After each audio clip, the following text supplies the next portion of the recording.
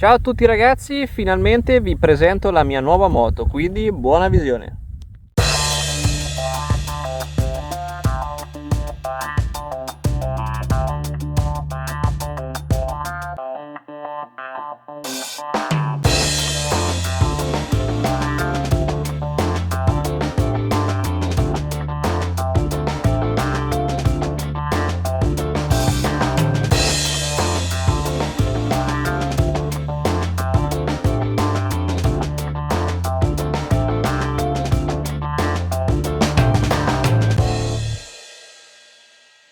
Ciao a tutti ragazzi, benvenuti o bentornati nel canale. La presentazione l'avete vista, quindi avete visto anche lei, il cacciabombardiere. Molti di voi pensavano che mi sarei fatto la Cove 450 Rally, ma ho avuto un'occasione d'oro e la differenza di prezzo tra il 690 e la 450 Rally non giustificavano l'acquisto della 450 Rally. Ho avuto un'occasione che non potevo rifiutare, quindi l'ho presa, ho fatto le mie considerazioni. Prima avevo il Voge 300 Rally e il BMW S1000 XR, ma con il bambino piccolo usarle entrambe era improponibile, e quindi ho detto: sai cos'è, me ne faccio una fatta bene con cui faccio più o meno tutto, perché con questa fai tutto. A prime impressioni è la dual per eccellenza, perché in strada è una stradale, potremmo dire, è un motard, il motore è infinito. 450 Rally invece in strada finisce presto, più in basso, poi in basso. Sul gruppo Cove molti dicono che è un po' goffa, quindi per carità, ciclisticamente è messa bene, però dai, che cosa gli vuoi dire a questa?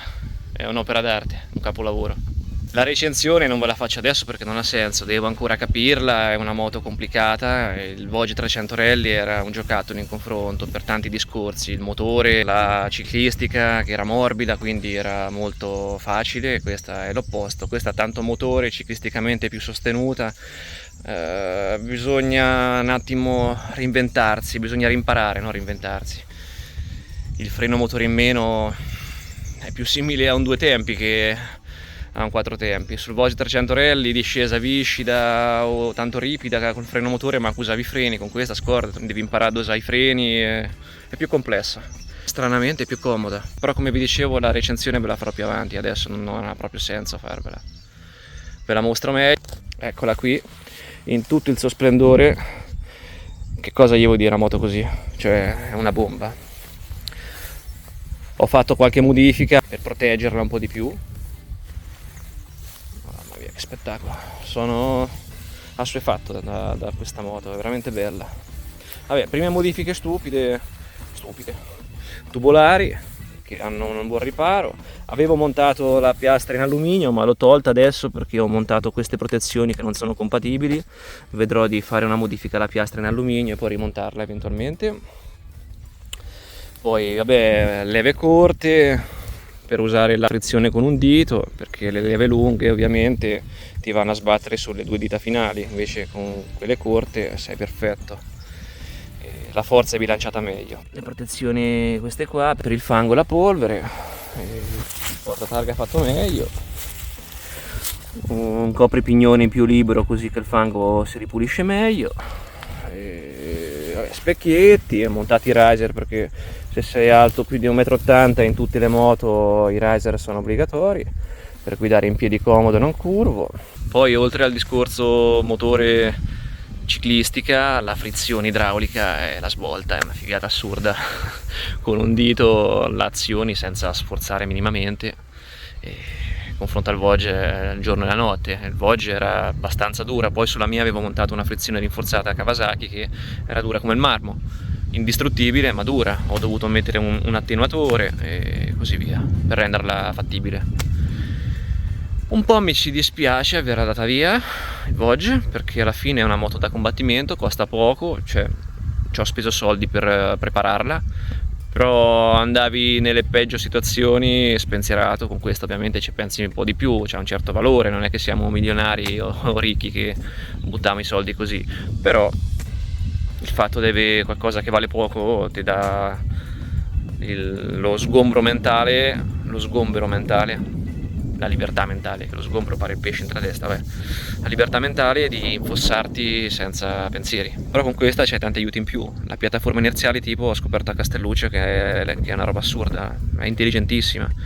sul viscido mai l'avrei detto, ma aiuta su determinate situazioni. Ovviamente non è che dappertutto aiuta, anzi in altre situazioni è una mazza ai piedi, però su altre ragiona molto più veloce di te e fa delle correzioni che tu non saresti in grado di fare, quindi pensi più a guidare che a correggere. La moto è questa, nei prossimi video vedrete il rodaggio, perché il rodaggio non è ancora finito, lo sto concludendo.